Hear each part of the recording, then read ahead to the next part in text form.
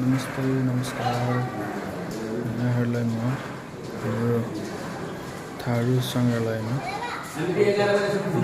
Tharu culture सम्बन्धी देखाउन गइरहेको छु।